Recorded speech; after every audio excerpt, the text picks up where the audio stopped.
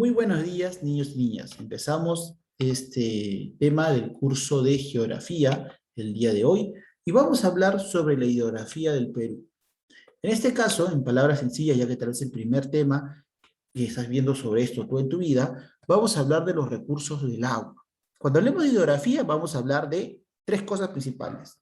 El mar de Grau, que ya lo hemos descrito, ¿no? Los ríos y los lagos. Mares, ríos y lagos. Mares, ríos y lagos. Mares, ríos y lagos. Eso es la hidrografía, el estudio de las fuentes de agua que tiene cada nación, en este caso nuestro hermoso Perú.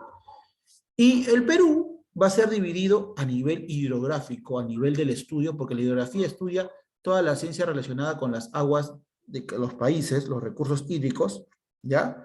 La hidrografía justamente va a dividir al Perú en dos, en el flanco oriental y el flanco occidental.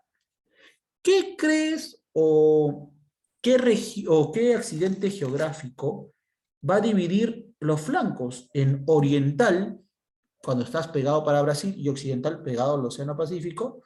Nada más y nada menos que la línea divisoria más grande que tenemos nosotros, que es ¿qué? La cordillera de los Andes. Muy bien.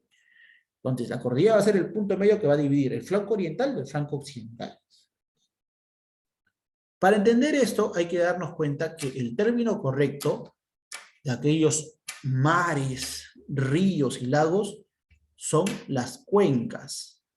La cuenca es todo el terreno, toda el área, toda la región por donde va a pasar el agua. Va a tener un punto en común, comúnmente, que tú le dirías riachuelo, ¿no? O arroyo, o río, o lago cercano, donde vamos a observar estos componentes. ¿Cuál es, profesor? Vamos a ver que siempre va a haber, ¿ya? Una línea divisoria de las aguas. Acá está la cordillera de los Andes. Muy bien, ahí está el cursor, mira, ¿ya? Va a haber un afluente o tributario. ¿Qué es un afluente? Es el que va a llevar el agua. Puede ser un nevado cuando se derrite o pueden ser otros ríos que alimenten un río.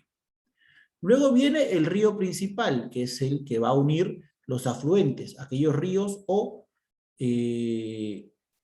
agua que cae de los glaciares para formar los ríos. Y al final, estos afluentes, cuando se junten y formen el río principal o colector común, van a terminar en un efluente. Efluente es el lugar donde llegan los ríos, o también llamado emisario. Entonces, los efluentes son todos los ríos que van a retirar el exceso de agua de caudal. Es el lugar donde va a llegar toda el agua. Mayormente va a hacer la acción de un colector, de botar ese agua a un punto principal, en este caso, las cuencas de los océanos mayormente. En nuestro hermoso país vamos a tener tres diferentes tipos de hidrografía, tres cuencas diferentes, tres tipos diferentes de recurso hídrico. La primera, la más larga que pasa por dentro, que son la cuenca del río Amazonas, o llamada también cuenca del Amazonas. Luego tenemos el efluente, el lugar donde llega la mayor cantidad de agua, que es justamente el punto final donde van a terminar los ríos, que es la cuenca del Pacífico, el Océano Pacífico. Sin embargo, tenemos un punto, un efluente que no es tan grande como el océano, pero donde llega una gran cantidad de ríos para alimentarlo, que es el lago Titicaca. Entonces, sería la cuenca del Titicaca. Tenemos tres cuencas, la del Amazonas, la del Pacífico y la del Titicaca. Si hablamos de la cuenca del Pacífico, mira, quiero que mires este gráfico.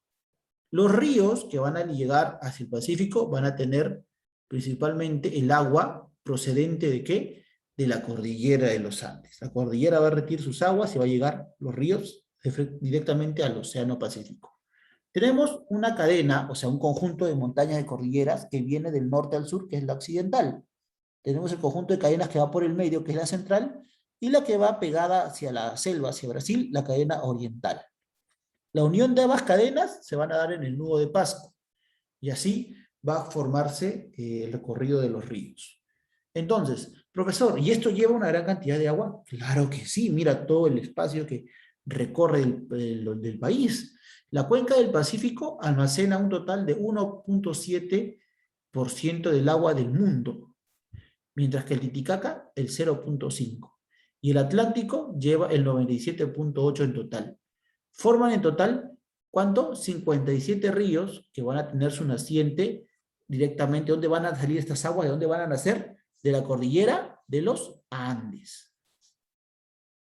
Ahora, ¿qué características tiene la cuenca del Pacífico? O sea, la cuenca de nuestro mar de Grau. Bueno, tiene varios ríos que lo van a alimentar. Acá van a llegar los ríos, mira cómo llegan los ríos. Pero que son ríos mayormente procedentes de las zonas de los Andes, de la cordillera. Vamos a tener también que van a ver la presencia de algunos lugares donde se va a acumular el agua. El lugar donde se acumula el agua se llama laguna o lago. Mayormente los manantiales o caída de hielo en forma de agua por los glaciares de nuestra cordillera van a ser los principales causantes del llenado del agua de estos ríos. Los ríos torrentosos, quiere decir que tienen una gran cantidad de agua, ¿ya? Van a caer de forma muy rápida, así estrepitosa, accidentada, desde alturas de casi los 5.000 metros sobre el nivel del mar. Van a tener aguas de colores turbios, de colores no transparentes, sino medio plomizos, y una longitud corta, o sea, un tamaño atravesado corto. El río de régimen irregular, es decir, aquel que tiene su cantidad de agua que puede variar, se le llama así porque estos ríos, mayormente, aumentan cuando hay un periodo de lluvias. Las lluvias hacen que la cantidad de agua aumente, eso se llama caudal, pero cuando hay periodo de escasez de lluvias, justamente, estos ríos van a perder su agua. Por eso se le van a llamar, como varía, se llama irregular. ¿Cuáles son los principales ríos que tenemos nosotros, profesor, de la cuenca del Pacífico? Tenemos, por ejemplo, el río Zarumilla, que es un río que pasa por dos países y es el que está más al norte, entre Perú y Ecuador. El río Tumbes, que también pasa por dos países y es el único río navegable del Pacífico. El río Piura, que es un río arreico. ¿Por qué? Porque va a quitar agua, justamente de otros ríos. El río Santa, que es el río que se conecta con el Pacífico, de la cuenca del Pacífico, que tiene mayor cantidad de agua. El río Fortaleza, que es donde se utiliza en la región de Paramonga para formar el azúcar. Este río se hace que se desborde, que bote el agua alrededor, se rebalse, y ese agua va a regar los cultivos de azúcar en Paramonga. El río Rímac es el río que tiene la mayor cantidad de centrales hidroeléctricas.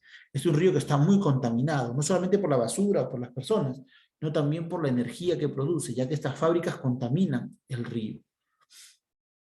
El río Ica es también un río de tipo arreico, ya que quita agua de otros ríos.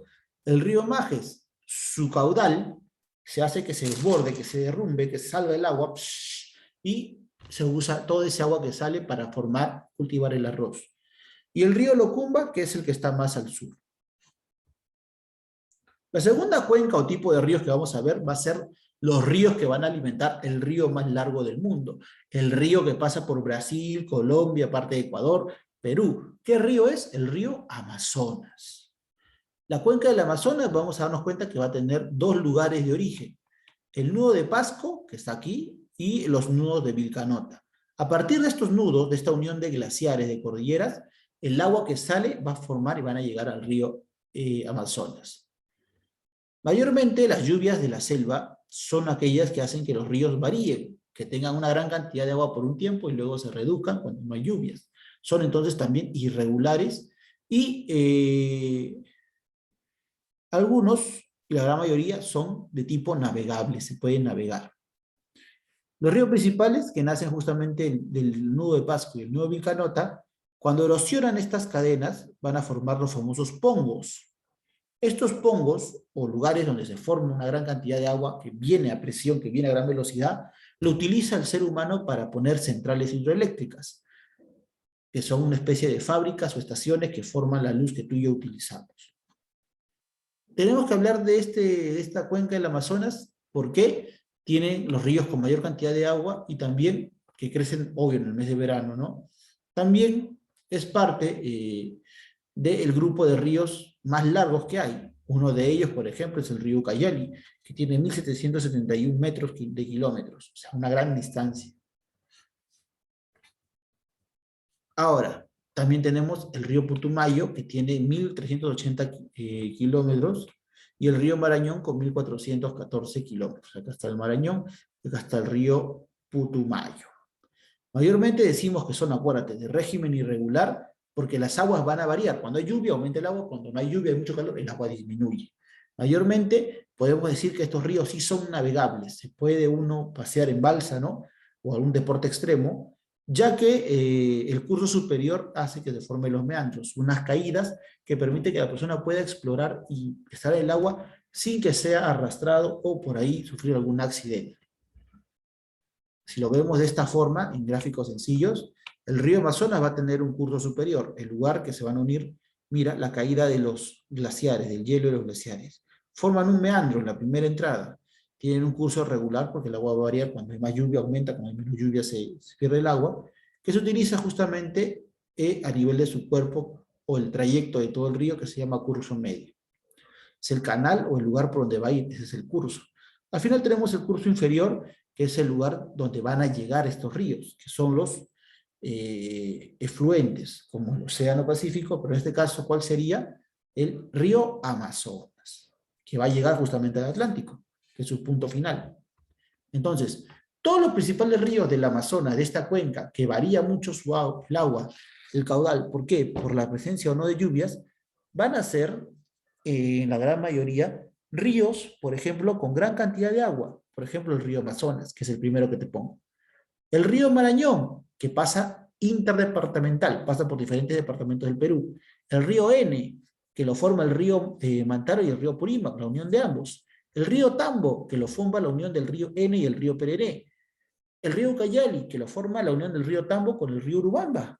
Te das cuenta, es una cadena siguiente, ¿no? Que van siguiendo. El río Urubamba, que va a formar el Pongo de Mainique, donde se van a formar grandes centrales hidroeléctricas para obtener energía. El río Mantaro, que justamente tiene la central hidroeléctrica Antunes de Mayolo, y el río Guayaga, que recorre la región de San Martín.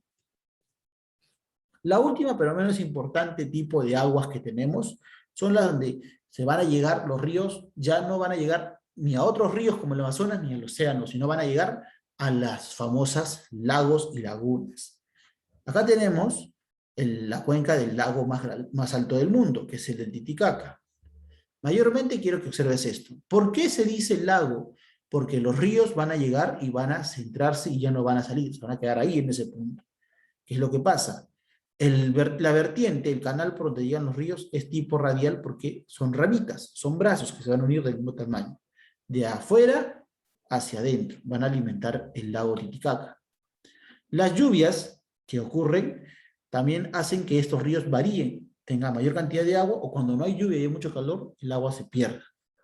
La mayoría de los ríos de este tipo de cuenca o de lugar de llegada de aguas, que es el lago Titicaca, va a ser ríos que van a tener un tamaño muy corto de distancia, muy corto lo que es el recorrido. También son justamente los lugares donde se puede navegar, porque ya que la distancia es corta, de los brazos que van a tener, ¿no? Uno puede realizar deportes extremos o de aventura. Sus principales ríos de la cuenca del lago Titicaca es el río Suches, que van a ser justamente del lago Suches, el río Ramis, que es el río más grande, extenso y que tiene mayor cantidad de agua de todos los ríos que llegan al Titicaca. El río Cuata, que es el río donde se va a realizar la vida de las personas van a vivir sobre estos ríos, justamente en los poblados, y también son lugares donde van a hacerse mucho comercio, intercambio de productos con otros países. El río Ilave, que es el río de la zona del Titicaca, donde sus aguas van a alimentar o van a desbordar formando gras o hierba para que el ganado pueda consumir. Y al final tenemos el río Desaguadero. ¿Qué es el río Desaguadero? Es el único efluente del lago Titicaca.